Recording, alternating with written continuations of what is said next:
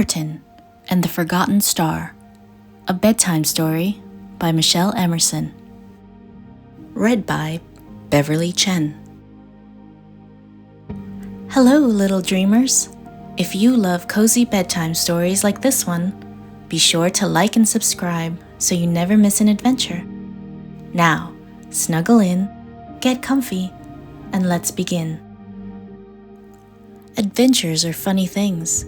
Some creatures spend their whole lives dreaming about them, setting off toward the unknown with a twinkle in their eye and a rucksack full of cheese sandwiches. But country mice? Oh, they're different. They prefer the familiar comforts of home: warm tea, a soft bed, and knowing just where the sun will land on their favorite rock in the afternoon.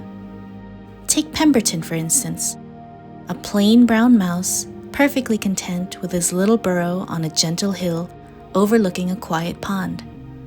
Ducks paddled below, squirrels leaped through the trees, and beyond the farthest field stood a farm with woolly white sheep. It was a peaceful place, and Pemberton had never once thought about leaving it. That is, until the night the wind whispered to him.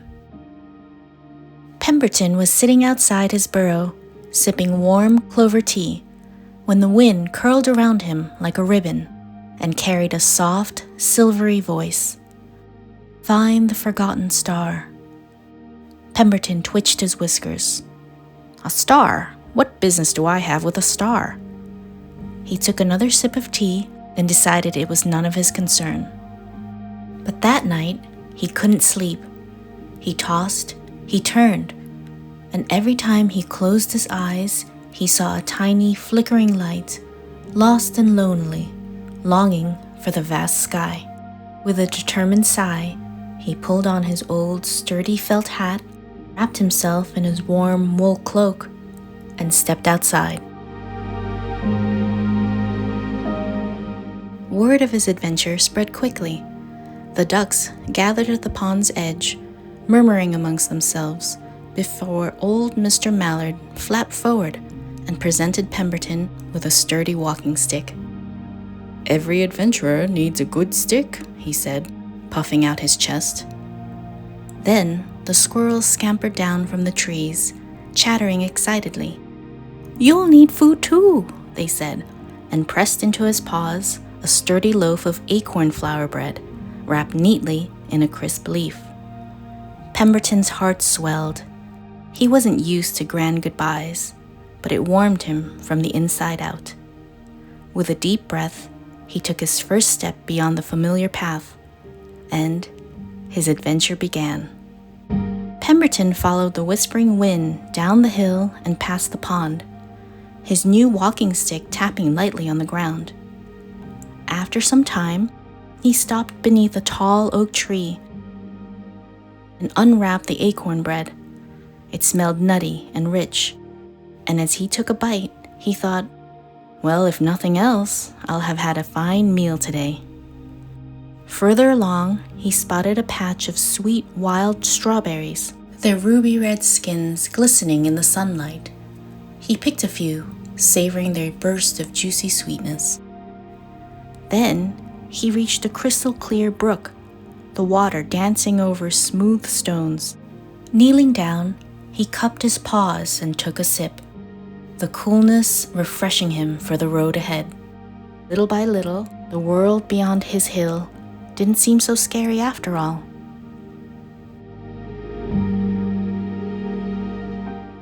He followed the path into the woods, where he met Professor Minerva, a wise old owl perched upon the highest branch of an oak tree. "A mouse out so late?" the owl hooted. "Where might you be going?" Pemberton hesitated. "To find the forgotten star, I think." Professor Minerva blinked her large golden eyes. "A noble quest indeed, but beware, the star is hidden beyond the river of echoes, where voices of the past linger. You'll need a light to guide you." With that, the owl plucked a small glowing feather from her wing and handed it to Pemberton. Pemberton wasn't sure how a feather would help, but he tucked it into his cloak, thanked Professor Minerva, and continued on. When Pemberton reached the river, mist curled above the water and strange whispers swirled in the air.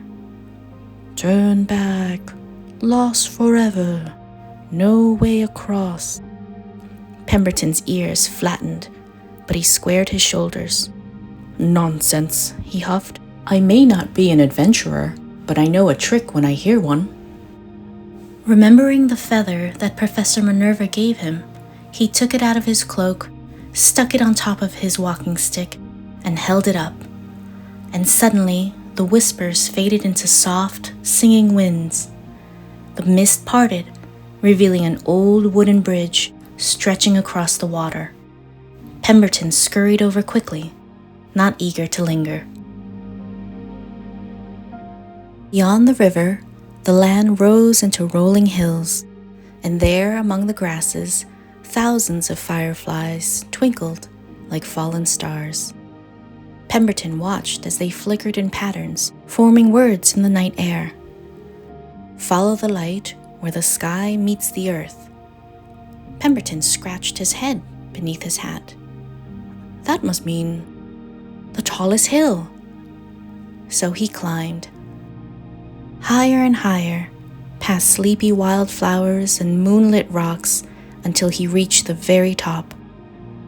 And there, in the center of an ancient stone circle, lay the forgotten star, a small silver orb, dim and quiet. Pemberton knelt beside it. "You poor thing," he murmured. "You're lost, aren't you?" The wind swirled gently like a sigh. He thought of his own cozy burrow, of the warm glow of the pond at sunset, of the friendly quacks of the ducks and the rustling chatter of the squirrels. "Everyone deserves to find their way home," he whispered. With both paws, he lifted the little star and held it high.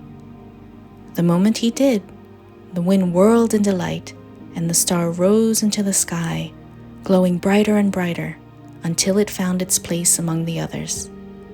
And just like that, the forgotten star was forgotten no more.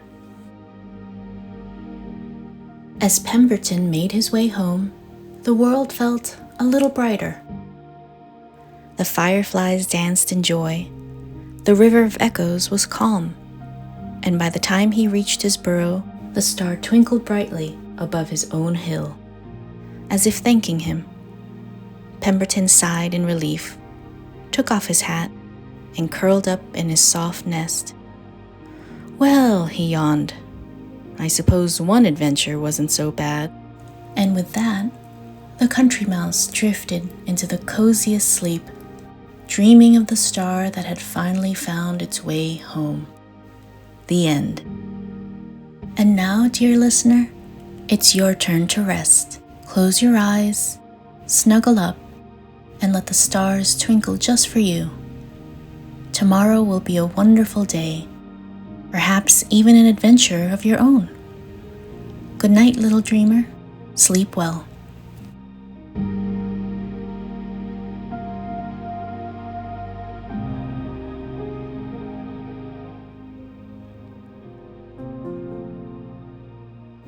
Daisy's Market Day by Michelle Emerson. Read by Beverly Chen. Welcome to Thimbleberry Stories, where warm and cozy tales await you. If you love gentle bedtime stories that make you feel snug as a bunny in a burrow, be sure to like and subscribe so you never miss a new adventure. Now, get comfy, pull up your favorite blanket, and let's begin tonight's story. In the charming little village of Thimbleberry, where the cottages had mossy roofs and the cobbled streets smelled of fresh bread and wildflowers, lived a small and very particular bunny named Daisy.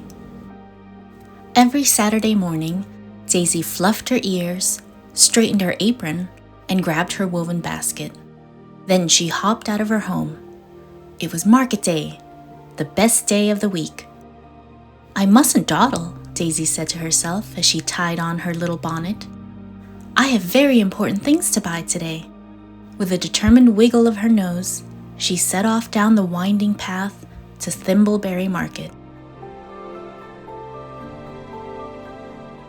Just as she rounded the bend where the wild violets grew, Daisy spotted her best friend, Babs, a plump and cheerful bunny with soft gray fur.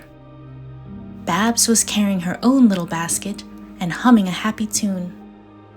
"Daisy," Babs called, her ears perking up. "Off to the market?" "Of course, it's my favorite day," Daisy grinned. "What are you shopping for?" Babs said, "Some soft wool yarn from Mrs. Wren's shop. I'm knitting mittens, cozy ones, with tiny little flowers stitched on the cuffs." "Oh, that sounds lovely," Daisy said. "Hey, why don't we have tea this afternoon?" Babs said. "You bring your carrot cake, and I'll have a kettle ready." Daisy clapped her paws. "Perfect! I'll see you later, Babs." With happy hearts and full baskets ahead, the two bunnies continued down the road to market, chatting all the way. The market was already bustling when Daisy arrived. Her first stop was Mr. Pumpernickel's bakery stall, where the plump, flour-dusted squirrel was arranging fresh loaves of bread. "Ah, Miss Daisy," Mr. Pumpernickel beamed. "Here for the usual?" "Indeed, one blueberry scone for now, and a honey oat loaf for later." Mr. Pumpernickel wrapped the scone in brown paper and handed it to Daisy, who took a big, happy bite. "Oh, delicious," she mumbled through a mouthful. She thanked Mr. Pumpernickel and put the honey oat loaf into her basket.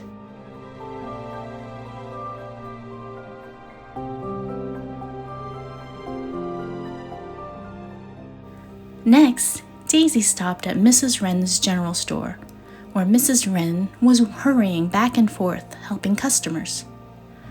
"I need a jar of raspberry jam and a spool of thread, please," Daisy said. "Oh, are you sewing something lovely?" Daisy nodded.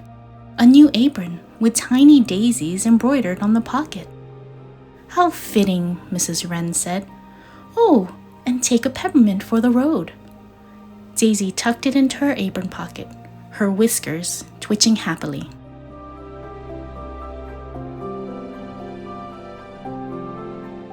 Daisy's last stop was Mr. Turnip's vegetable stand, run by a grumpy-looking badger with a heart of gold. "I need 2 bright orange carrots and a head of lettuce, please," Daisy said.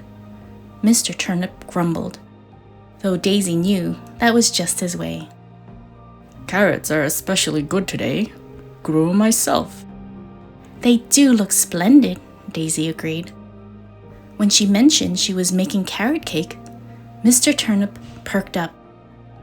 "Carrot cake, you say?" Daisy grinned. "I'll be sure to bring you a slice, Mr. Turnip." The badger gave a satisfied huff and carefully selected the very best carrots for her basket. With her basket full, Daisy returned home and spent the afternoon whipping up her carrot cake, the cozy kitchen filling with the warm scent of cinnamon and sweet carrots. Once it was out of the oven, she carefully wrapped up a warm slice and trotted back to Mr. Turnip's stall. "Here you are, Mr. Turnip," she said, handing him the little package. The badger looked at the cake, then at Daisy. He cleared his throat. "Oh, well, that's very kind of you, Bunny." Daisy grinned. "See you next week?" Mr. Turnip gave a small, gruff nod.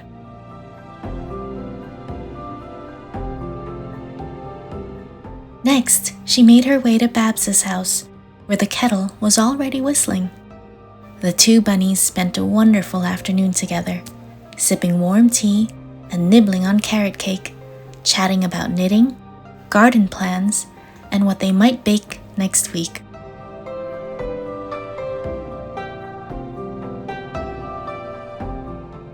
When Daisy finally returned home, she tidied up her little garden, pulling a few stray weeds and patting the soil around her lettuce patch. She gathered the clothes off the line, folding them neatly and putting them away. Just as the sun dipped below the hills, Daisy made herself a sandwich with the crisp lettuce and honey oat loaf she had bought that morning. She ate it slowly by the window, watching the last golden rays fade into the night. Then, with a contented sigh, she closed up her little house, latching the shutters and lighting her bedside lamp. "Good night, my lovely plants," she whispered, touching the leaves of her potted herbs. She snuggled under her soft blankets, her heart warm and her belly full. Tomorrow, she thought sleepily, she might have carrot cake for breakfast. And with that lovely thought, Daisy drifted off into the sweetest of dreams. The end.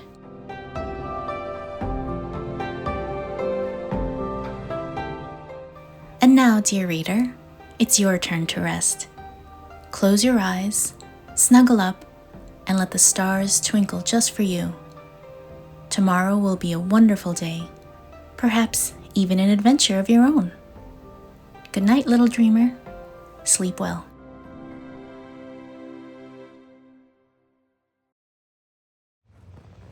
Bramble the Sleepy Hedgehog, written by Michelle Emerson, read by Beverly Chen.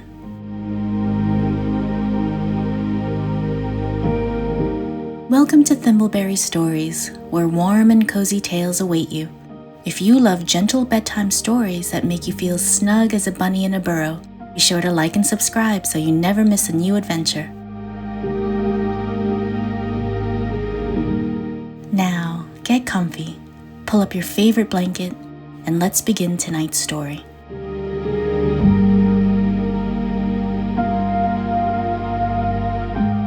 In the heart of Thimbleberry Village, where lanterns glow softly and the wind hums a lullaby through the trees, there lived a little hedgehog named Bramble.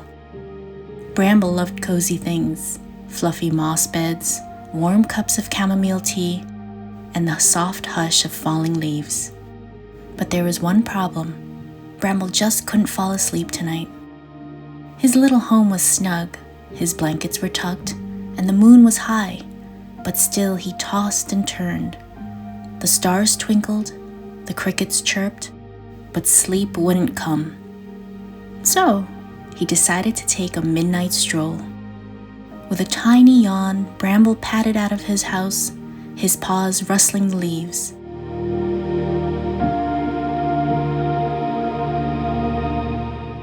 Thimbleberry Village was peaceful at night. The glow of fireflies hovered over the pond, and the bakery's chimney still smelled of warm bread.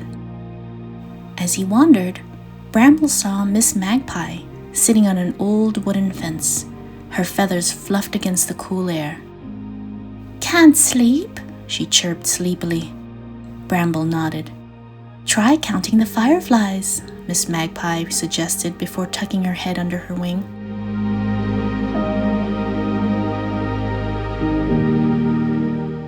Bramble walked to the park and counted the fireflies. 1, 2, 3, 4, 5, 6, 7, 8, 9, 10. But he was still awake. He sighed and looked up at Miss Magpie. "Thank you for your help," he whispered, then padded softly away. Next, he saw Oliver the otter, floating lazily on the water. "Can't sleep?" Oliver asked, stretching. Bramble nodded again. "Try floating like me. It's the most relaxing thing," Oliver suggested.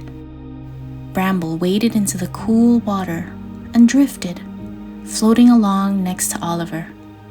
But as much as he loved the ripples, it didn't make him sleepy.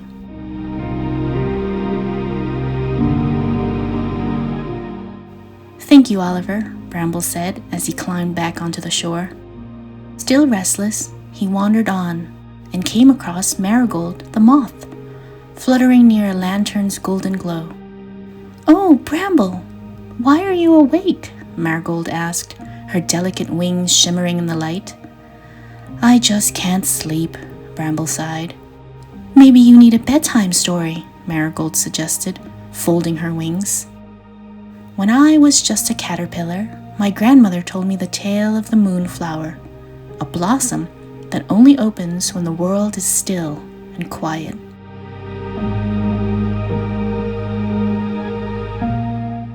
Marigold's voice was soothing, and Bramble listened carefully. But when the story ended, he was still wide awake. "That was a lovely story, Marigold. Thank you," Bramble whispered before continuing on his way.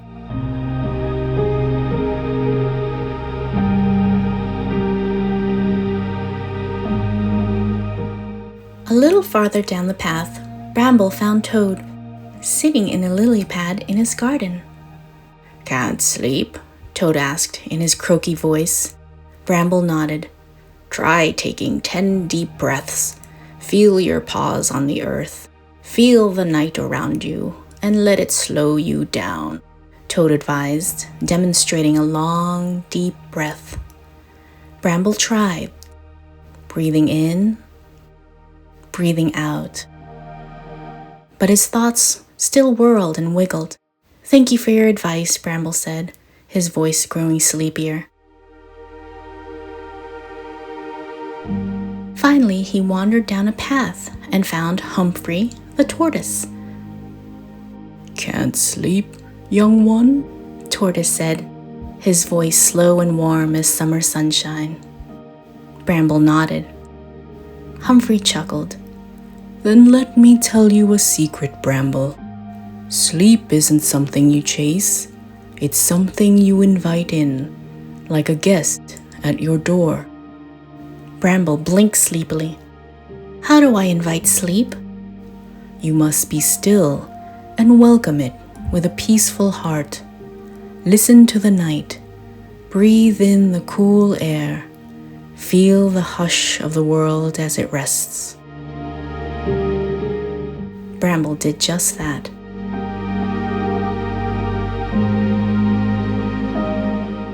He closed his eyes, listened to the soft wind in the trees, the rhythmic croak of the toads, the gentle lapping of the pond.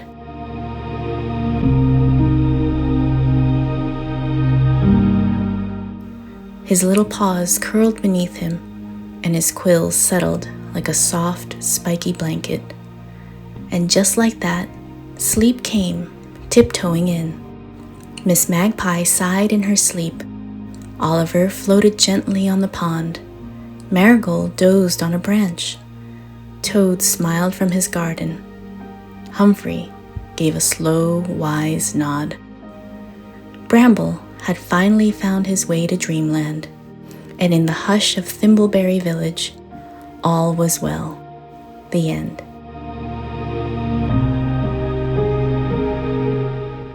And now, dear listener, it's your turn to rest. Close your eyes, snuggle up, and let the stars twinkle just for you. Tomorrow will be a wonderful day, perhaps even an adventure of your own.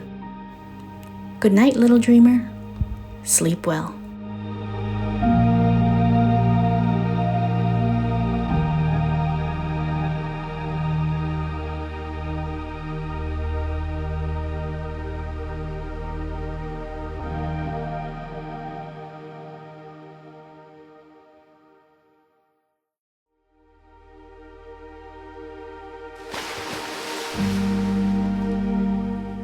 Ollie's Special Stone.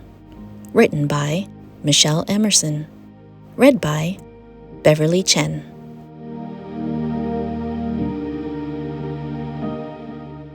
Welcome to Thimbleberry Stories, where warm and cozy tales await you.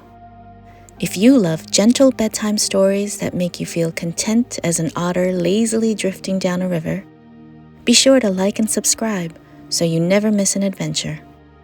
Now, get comfy, pull up your favorite blanket, and let's begin tonight's story. The morning sun shimmered across the rippling water as Ollie the otter stretched lazily on the riverbank.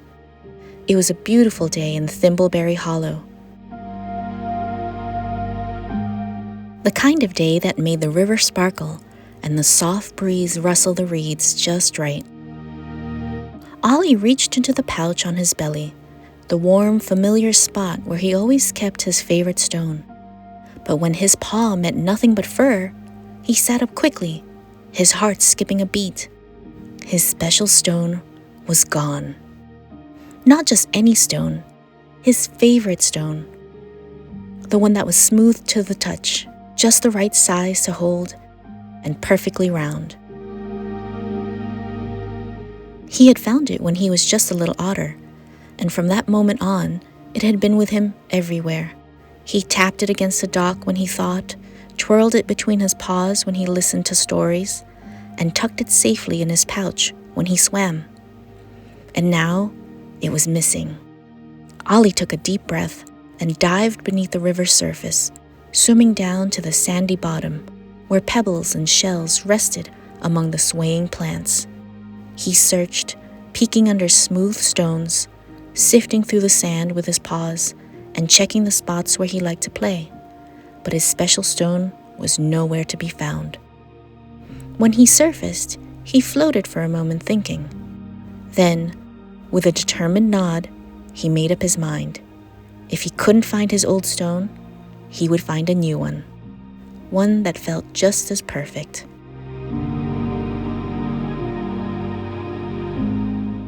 Ollie swam toward the rocky shore, where smooth pebbles and jagged stones lined the edge of the water. The stones clinked together softly as the river nudged them along. Perched on a low reed over the water was Ken, the kingfisher, his bright feathers gleaming in the sun. "Lost something, Ollie?" Ken asked. "I'm looking for a new perfect stone," Ollie explained. Ken fluffed his feathers and pointed his beak toward a sharp-edged stone resting near the water. "This one's great for breaking things open," Ken said. "I use it to help me crack shells." Ollie picked up the stone and gave it a tap against another rock. A sharp crack echoed along the shore. This stone was strong. But as he rolled it between his paws, he frowned. The edges were too rough. They scratched against his fur, making his paws uncomfortable. "Thanks, Ken, but I think I need something smoother," Ollie said. He set the stone back down and kept searching. Leaving the shore behind, Ollie made his way to the mossy hollow, a shady grove where old oak trees stretched their roots deep into the earth. Bramble the hedgehog, his best friend, was stacking large round stones near his burrow. Bramble pushed a big heavy stone toward Ollie. It was round and smooth, just like the one he had lost. "I heard you were looking for stones. Why don't you try this one?" Ollie pressed his paws against it and tried to lift it. He strained and huffed, but it was far too heavy. No matter how nice it looked, it wouldn't fit in his pouch at all. He let out a little laugh, setting the stone back down gently. He said to Bramble, "This one is perfect for keeping your burrow door open, but I need something smaller." He said goodbye to Bramble, then made his way out of the woods, following a narrow path along the river.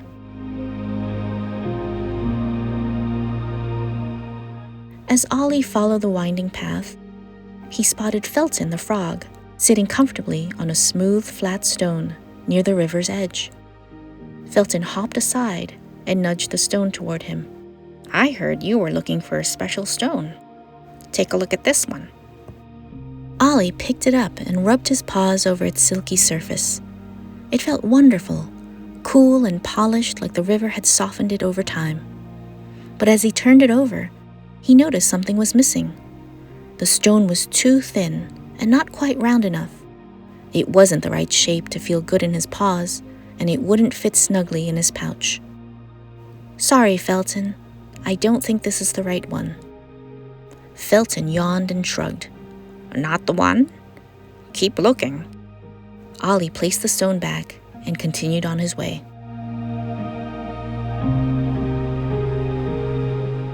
As he followed the path closer to the water, Ollie saw Rosie the raccoon digging along the shore, scooping clams into a small wooden bucket. Seeing Ollie, she wiped her paws and pulled a smooth, sturdy stone from beside her bucket. "I heard you were looking for a special stone. I use this to keep my bucket from tipping over," she said, handing it to him. Ollie turned it over in his paws. It was a good size, but it had too many speckles. He preferred a plain stone.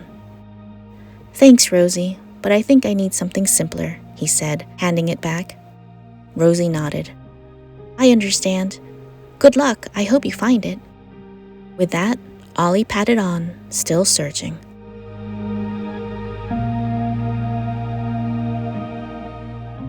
Ollie climbed over a fallen log that stretched over the water. The wood was smooth and warm, and the river swirled gently beneath it. Sitting in the middle of the log was Theo the turtle, sunbathing, with his eyes half closed. Theo slowly nudged a square-looking stone toward Ollie. "I heard you were looking for a special stone. Try this one."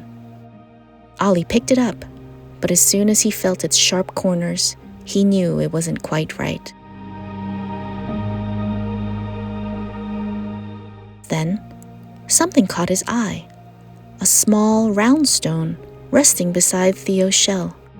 Ollie reached for it and turned it over in his paws. It was just the right size, not too big, not too small. It was perfectly round, just the way he liked, and it was smooth.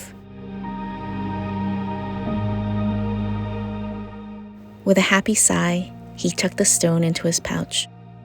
It fit perfectly. This was the one. As the golden light of the afternoon stretched across the river, Ollie lay back in the water, letting himself drift with the current. The gentle waves rocked him like a lullaby, and the soft breeze tickled his whiskers. His new stone rested on his belly, warm from the sun, nestled just right. Maybe, just maybe, this stone had been waiting for him all along.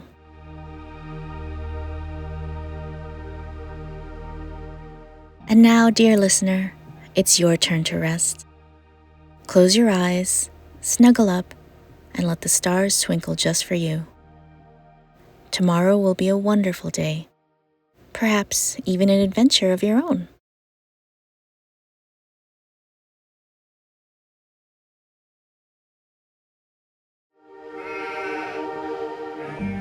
Picnic on Clover Hill, written by Michelle Emerson, read by Beverly Chen.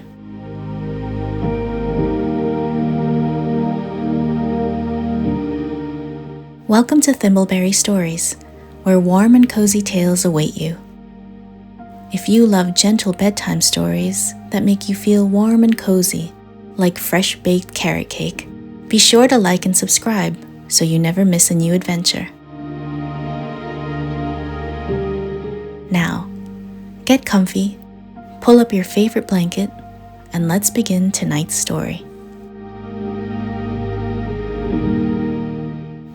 The first warm breeze of spring drifted through Thimbleberry Village, carrying the scent of fresh earth, new blossoms, and the tiniest hint of honey from the wildflowers. The sky stretched blue with billowy white clouds, and meadows shimmered with golden dandelions and violets just beginning to bloom. Hazel the hedgehog hummed a happy tune as she packed her little basket. She had spent the morning picking the sweetest, ripest wild strawberries from the sunny edges of the forest, careful to leave plenty for the bees and birds. Today was a special day, the first spring picnic at Clover Hill. She wasn't the only one preparing. All her friends are bringing something to make the picnic festive and bright. Bartholomew the badger arrived just after Hazel. He was carrying a large checkered blanket draped over his arm. He spread it out under the grand old oak tree, whose branches were just beginning to bud, and gave the blanket a gentle shake, smoothing it with a fond smile. "This belonged to my mother," he said, patting the fabric. "She made it herself, sewing in all these little patches over the years. We used to take it on our own spring picnics when I was just a cub. She always said the first picnic of spring was the best one of the year. Hazel smiled. Then we'll make sure this one is extra special. Daisy Rabbit came hurrying up the hill. She was out of breath and carrying a big plate. On the plate was her famous carrot cake. I made carrot cake with honey and walnuts, she announced proudly, setting it down in the middle of the blanket. Thanks to Badger's wonderful carrots from his shop, it's extra sweet this year. Bartholomew beamed. Only the best for my friends, he said. From the bubbling stream, Ollie the otter scampered up the hill, carrying a small woven basket filled with fiddleheads, still bright and green, curled up like tiny spirals. I brought fiddleheads, he declared, setting them down carefully. They're the very first baby ferns of the season. You only find them in early spring, and they taste a little like the forest waking up after a long sleep. He held one up to the light. See how they're all curled? That's because they're still stretching toward the sun. Hazel and Daisy leaned in to look. Spring in a basket, Daisy said warmly.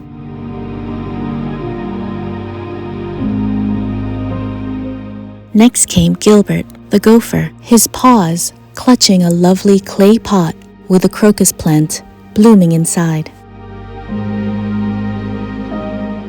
Its purple petals shimmered in the sunlight.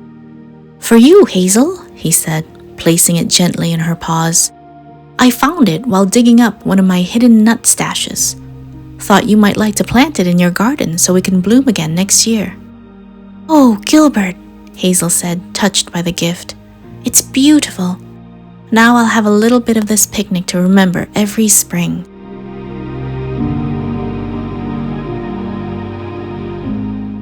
And last, but not least, Juniper the squirrel bounded up the hill, her violin case strapped across her back. No spring picnic is complete without music, she declared, pulling out her violin and plucking a few notes. Hazel clapped her paws together in delight. Everything looks perfect, she sighed, breathing in the scent of wild strawberries, fresh earth, and warm cake.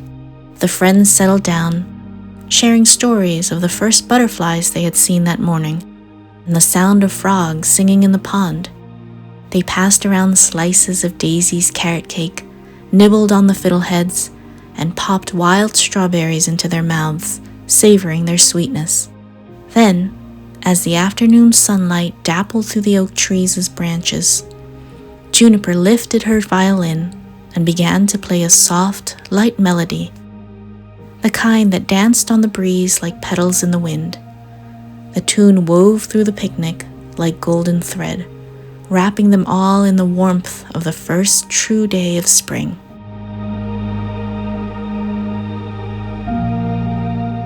A soft spring drizzle began to fall, cool and gentle, making the world smell even fresher. Instead of running, the friends simply huddled together on the blanket, watching the raindrops glisten on the petals of Hazel's new crocus, and just as suddenly as it had come, the drizzle stopped, and the sun peeked back through the clouds. A beautiful rainbow arched over Thimbleberry village, stretching from the meadow to the hills. No one spoke for a long moment.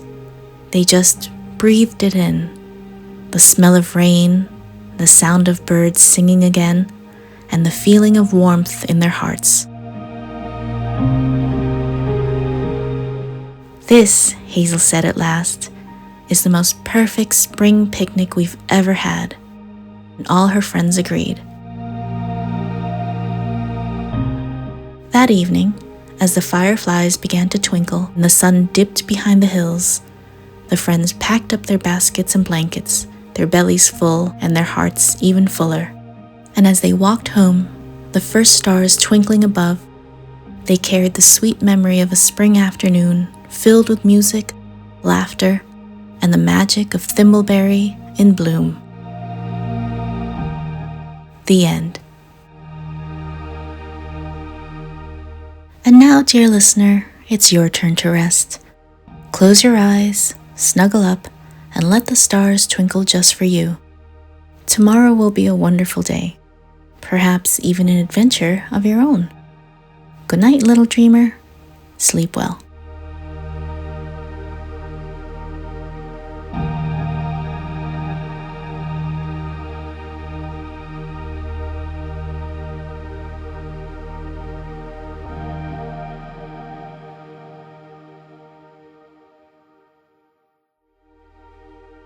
Robbie's Big Delivery Day, written by Michelle Emerson, read by Beverly Chen. Welcome to Thimbleberry Stories, where warm and cozy tales await you. If you love gentle bedtime stories that make you feel as warm as a freshly baked biscuit on a cool morning, be sure to like and subscribe so you never miss a new adventure. Now, get comfy, pull up your favorite blanket, and let's begin tonight's story. The sun had just begun to rise over Thimbleberry Village, painting the sky in soft pinks and golds. The air smelled fresh, a mix of dew-covered grass and the warm, buttery scent drifting from Mr. Squirrel's bakery.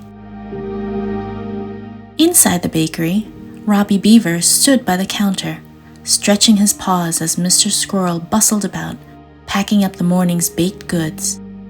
"Big delivery day today, Robbie," said Mr. Squirrel, tucking a fresh loaf into a cloth. "I've got 6 stops for you, 4 in town and 2 out in the country. You'll be zooming down those hills in no time."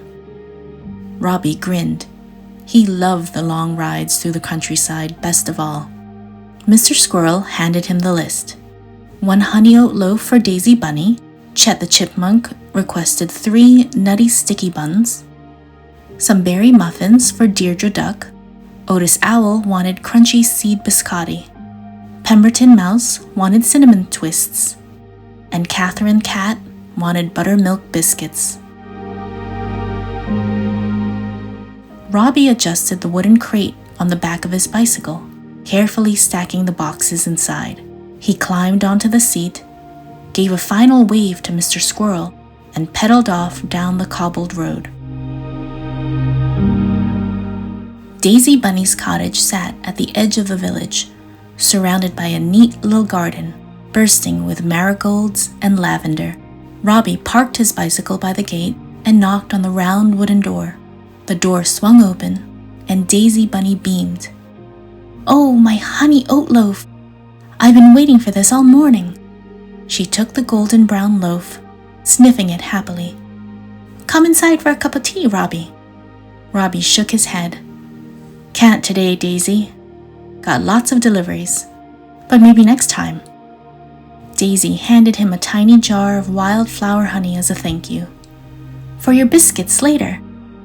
Robbie tucked the jar safely into his crate and waved goodbye. Next, Robbie rode over to Chet Chipmunk's cottage, a snug little home inside an old oak tree.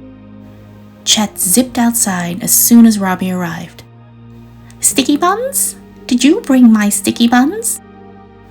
Robbie grinned and handed over a small box with 3 nutty sticky buns, their caramel glaze dripping down the sides. Chet opened the box, his eyes gleaming, and pulled out one of the buns. "Want a split one?" he asked, holding out half to Robbie. Robbie smiled and shook his head. "No thanks, Chet. Those are all yours." Chet let out a happy squeak. "More for me then." He took a big bite, his cheeks puffing out. Robbie chuckled. "Enjoy them, Chet. See you next time." Robbie's next stop was near the pond, where Deirdre Duck lived, in a cozy, thatched roof cottage. She opened the door, flapping her wings in delight. "Berry muffins, just in time for my morning tea." Robbie handed her a small basket filled with warm muffins, their tops bursting with blueberries and raspberries. "I might eat them all before tea even starts," Deirdre admitted, popping one into her beak. "Thank you, Robbie." Robbie hopped on his bike and sped over to the library. Otis Owl lived in a tall treehouse above the village library, with books stacked on every surface. Robbie had to climb a little ladder to reach the landing, so he carefully hooked the basket into the crook of his arm before grabbing the first rung. As he climbed, the scent of toasted nuts and seeds from the biscotti drifted up with him. Otis greeted him with a serious nod. "Ah, my crunchy seed biscotti. Just what I needed for my late-night reading." Robbie handed over the package, and Otis sniffed the nut and seed-covered biscotti approvingly. "You always bring the best service, young beaver," Otis said with a wise hoot. Robbie grinned. "Glad to help. See you next time, Otis." Now came Robbie's favorite part, the countryside. He pedaled out of town, up the long, winding road, feeling the breeze grow cooler as he reached the highest hill.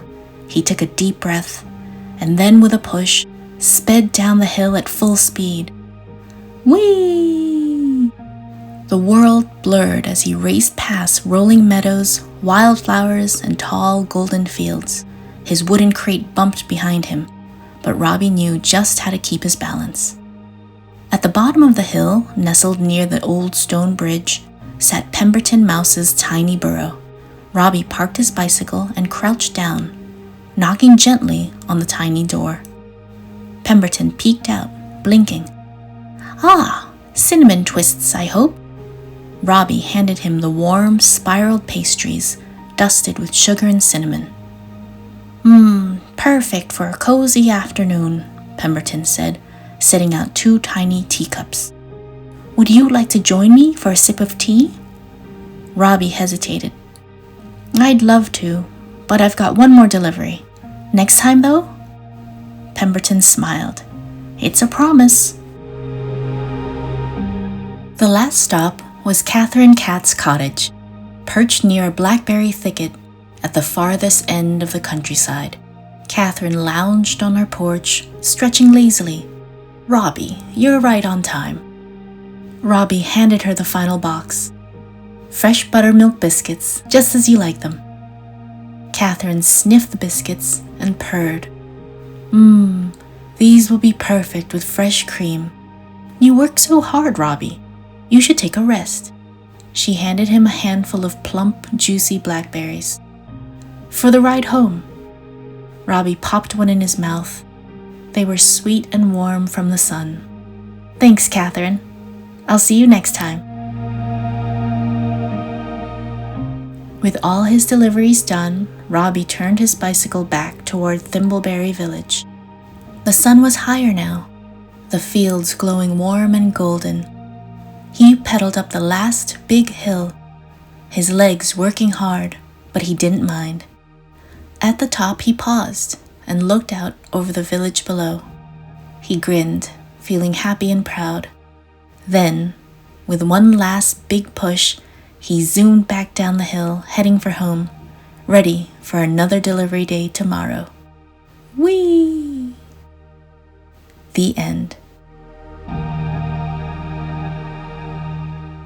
And now, dear listener, it's your turn to rest. Close your eyes, snuggle up, and let the stars twinkle just for you. Tomorrow will be a wonderful day, perhaps even an adventure of your own. Good night, little dreamer. Sleep well.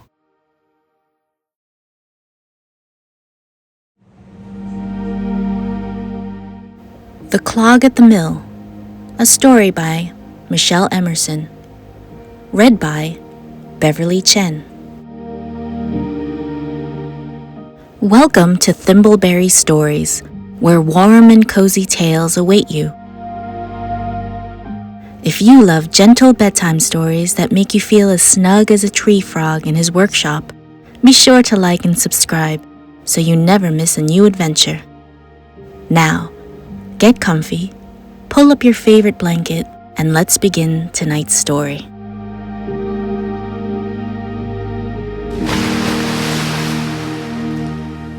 In the heart of Thimbleberry Village Nestled between rolling green hills and winding cobblestone paths, stood the old wooden watermill. The mill's great wheel turned steadily with the river's gentle current, grinding flour for soft loaves of bread, golden cakes, and warm, buttery biscuits. Every spring, however, the mill stopped. As the seasons changed and the snow in the mountains melted, twigs, leaves, and bits of forest debris floated down the river and clogged the water wheel. But the villagers knew this happened every year, and so they were always prepared. They stored extra flour in their pantries and waited for the final rush of spring meltwater to clear the mill. When the river flowed strong and fast, it would wash away the clog, and life would go on as usual. Only this year was different. The winter had been long and cold, and the mountain snow was melting more slowly than usual. The villagers' flour stores were running low. The baker, Mr. Squirrel, worried that soon he would have no flour left to bake bread. The miller, Cedric Owl, paced back and forth in his mill, watching the wheel sit silent and still. The villagers tried not to worry, but each day, more flour bins sat empty. They gathered in the village square, wondering what to do. That's when Tinker the Tree Frog heard about the problem. Far below the village, in the quiet shadows of Thimbleberry Woods, Tinker lived in a tiny tinkering workshop nestled beside a still, glassy pond. His little home sat beneath the twisted roots of an old oak tree, where ferns and moss grew thick and the air was cool and damp. Tinker loved to tinker. While other frogs spent their days leaping through reeds, Tinker built clever contraptions and curious inventions. As he sat in his wooden rocking chair, listening to the wind in the trees, an idea began to form. If the clog comes every year, he thought, why not build something to clear it before the river does? He jumped up, pulled on his vest, and hurried to his pedal-powered cart. Tinker's souped-up cart was one of his proudest inventions. It was small but sturdy, with wooden wheels, shiny brass levers, and a bell that gave a cheerful ding when he rang it. It could carry all sorts of things, and today it would help him gather supplies. With a determined kick of his feet, Tinker pedaled out of the woods and into the warm, golden glow of Thimbleberry Village. Tinker's first stop was Robbie Beaver, who delivered baskets of fresh bread for the baker, Mr. Squirrel, on his bicycle. "Robbie," Tinker called, pedaling alongside him, "do you know where I can find an old bicycle tire?" Robbie thought for a moment. My father fixes my bike when my tires wear out. If anyone has a spare, it's him." Tinker thanked him and rode to Marty Beaver's repair shed, a cozy wooden workshop just past Thimbleberry Bridge. Marty and Tinker were good friends, because just like Tinker, Marty liked to take things apart and put it back together again. He was working on a wooden wheel when Tinker arrived. "An old bicycle tire?" Marty mused. "I just took one off Robbie's bike last week. It's too worn for riding, but I bet you have a plan for it." Tinker grinned. "I certainly do." Marty handed over the bicycle wheel, and Tinker tucked it into his cart before pedaling away. At Lily Pond, Granny Duck was outside her cozy cottage, rocking on her porch and humming as she shelled peas. "Granny Duck, do you have a pot and a wooden spoon you don't need?" Granny Duck waddled inside and returned with a well-loved, sturdy pot and a wooden spoon smoothed from years of stirring stews.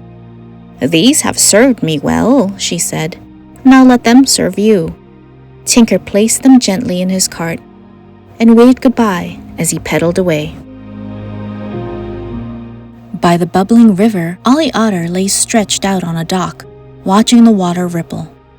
"Ollie, that fishing rod, may I have it?" Ollie grinned sleepily. "It won't catch fish anymore, but if you can use it, take it."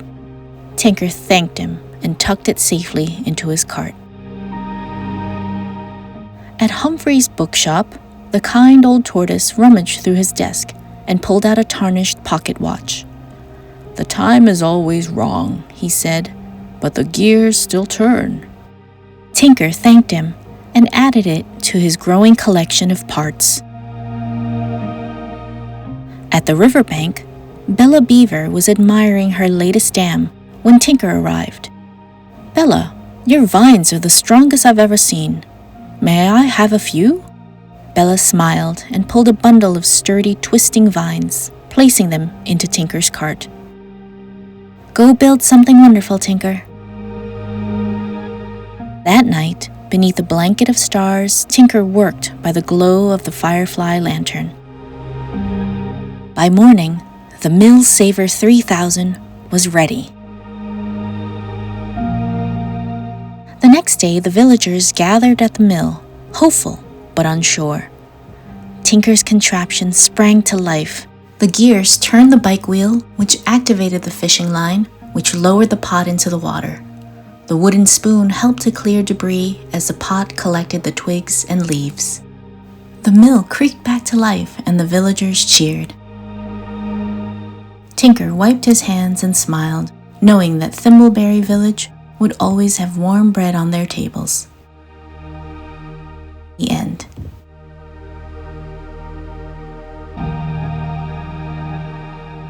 Now, dear listener, it's your turn to rest. Close your eyes, snuggle up, and let the stars twinkle just for you. Tomorrow will be a wonderful day, perhaps even an adventure of your own. Good night, little dreamer. Sleep well.